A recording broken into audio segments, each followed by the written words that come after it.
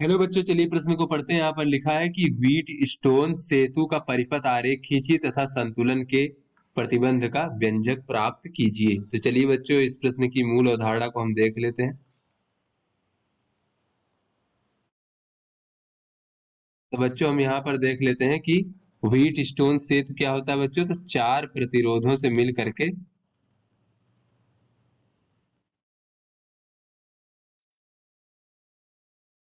मिलकर बना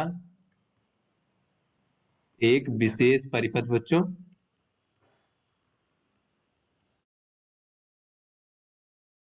जिसमें किसी एक प्रतिरोध को जो है बच्चों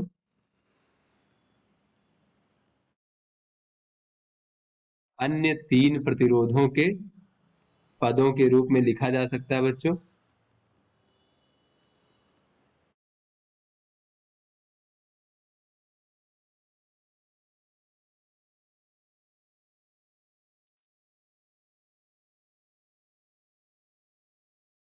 बच्चों, ये जो हमारा विशेष परिपथ है बच्चों, ये हमारा व्हीट स्टोन सेतु कहलाता है बच्चों, इस प्रकार से। तो चलिए बच्चों, अपने प्रश्न को हल करते हैं और इसमें देखते हैं कि ये व्हीट स्टोन सेतु का परिपथ आरेख किस प्रकार से होता है बच्चों।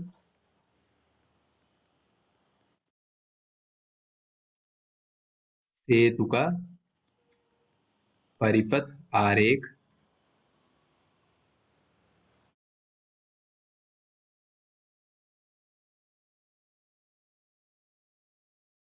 तो बच्चों, ये हमारा व्हीट स्टोन सेतु में इस प्रकार से चार प्रतिरोध होते हैं बच्चों, इस प्रकार से।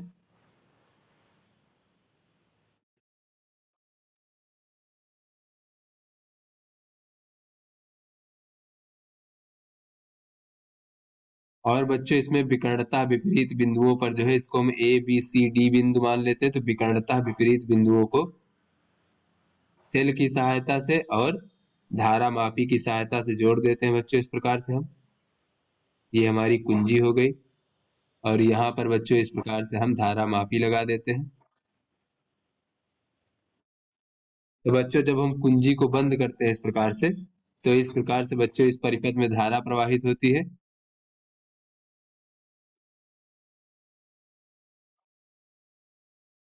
धारा मापी से प्रवाहित धारा आईजी होती है बच्चों, इस प्रकार से।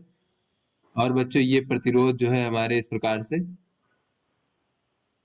पी क्यू आर एस मान लेते हैं बच्चों, इस प्रकार से। तो संतुलन की स्थिति में से बच्चों क्या होता है, संतुलन व्हीट स्टोन ब्रिज के या व्हीट स्टोन सेतु के संतुलन की स्थिति क्या होती है बच्चों। संतुलन की स्थिति में धारा मापी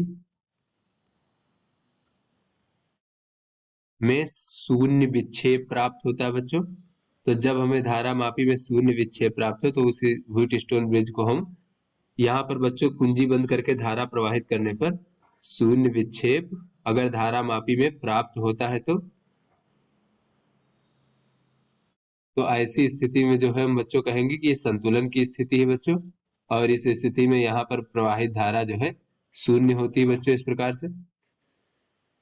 तो ये संतुलन की स्थिति में हम इसकी आगे पूछा गया है कि संतुलन के लिए प्रतिबंध का व्यंजक प्राप्त कीजिए। तो यहाँ पर बच्चों, यहाँ पर दो बंद लूप है। तो यहाँ पर लूप बंद लूप ए डी बी ए में अगर हम किरचाफ के द्वितीय नियम से देखें बच्चों, किरचाफ के द्वितीय नियम से, तो बच्चों किरचाफ का द्वितीय नियम क्या होता है, किसी बंद लूप के अनुदिश सभी अवयवों के सिरों के बीच जो विभवांतर होता है उसका योगफल जो है बच्चों वो शून्य होता है। तो बच्चों, इस बंद लूप के अनुदिश जो है इस प्रकार से अगर हम चले, तो क्या होगा बच्चों, यहाँ पर जो P प्रतिरोध है इसमें हम धारा की दिशा के यहाँ पर बहने वाली धारा I1 मान लेते हैं और ये I2 मान लेते हैं बच्चों। और यहाँ पर बच्चों जब ये IG का मान शून्य होगा, तो ये धारा भी I1 हो जाएगा बच्चों, और ये धारा भी हमारा I2 हो जाएगा। इस प्रकार से यही I2 धारा ही आगे जाके प्रवाहित हो जाएगी S में बच्चों, R वाली धारा।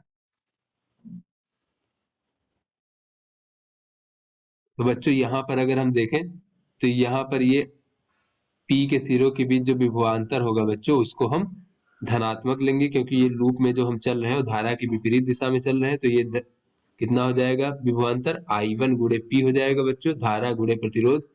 और R में जो है बच्चों ये हम धारा की दिशा में चल रहे हैं तो इसके सिरों के बीच विभवांतर हम ऋणात्मक लेंगे तो ये हो जाएगा I2 गुणे R। तो ये इस प्रकार से कुल जो है बच्चों सभी अवयवों के सिरों के बीच विभवांतर का मान शून्य होता है बच्चों, विभवांतरों का बीजगणितीय योगफल। तो यहाँ से बच्चों अगर हम देखें तो इसको हम I1P बराबर कह सकते हैं I2R, तो इसको हम समीकरण 1 मान लेते हैं। उसके बाद जो है बच्चों अब हम दूसरे लूप में देख लेते हैं बच्चों इस प्रकार से, इसमें भी किरचॉफ के द्वितीय नियम से सभी अवयवों के सिरों के बीच विभवांतरों का बीजगणितीय योगफल शून्य के बराबर कर देंगे बच्चों। तो यहाँ पर हम कह सकते हैं बंद लूप PDCB में तो किरचॉफ के द्वितीय नियम से देखेंगे बच्चों तो यहाँ पर जो Q है बच्चों इसमें प्रवाहित धारा लूप की दिशा के विपरीत है तो इसे हम धनात्मक ले लेंगे, ये जाएगा I1Q। और बच्चों ये S में प्रवाहित धारा लूप की दिशा में है बच्चों तो इसे हम ऋणात्मक ले लेंगे, सिरों के बीच विभवांतर, तो सिरों के बीच विभवांतर हो जाएगा धारा गुणे प्रतिरोध। तो सभी का बीजगणितीय योगफल बच्चों शून्य के बराबर होगा तो ये I1Q बराबर हो जाएगा I2S। इसको हम समीकरण 2 मान लेते हैं बच्चों। तो अगर हम समीकरण 1 को जो है 2 से भाग दे देंगे बच्चों तो क्या हो जाएगा, तो ये हो जाएगा P भागे Q बराबर बच्चों ये हो जाएगा R भागे S इस प्रकार से।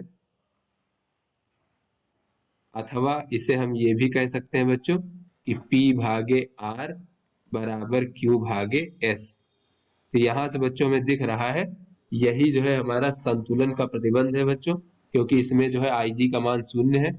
तो इस प्रकार से बच्चों संतुलन का अगर हम देखें प्रतिबंध तो कोई भी दो संलग्न चाहे P और Q का अनुपात ले ले वो R भागे S के बराबर होगा, या P और R का अनुपात ले ले तो वो Q भागे S के बराबर होगा। तो यहाँ से हम कह सकते हैं कि अतः जो बच्चों कोई भी दो संलग्न प्रतिरोधों का अनुपात है, किन्हीं दो संलग्न प्रतिरोधों का अनुपात जो शेष बचते हैं बच्चों, शेष दो संलग्न प्रतिरोधों के अनुपात के बराबर होता है बच्चों, बराबर होता है। यही व्हीटस्टोन सेतु के संतुलन का प्रतिबंध है, सेतु के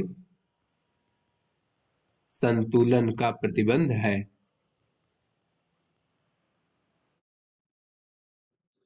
तो आशा करते हैं बच्चों ये आपको समझ में आ गया होगा। धन्यवाद।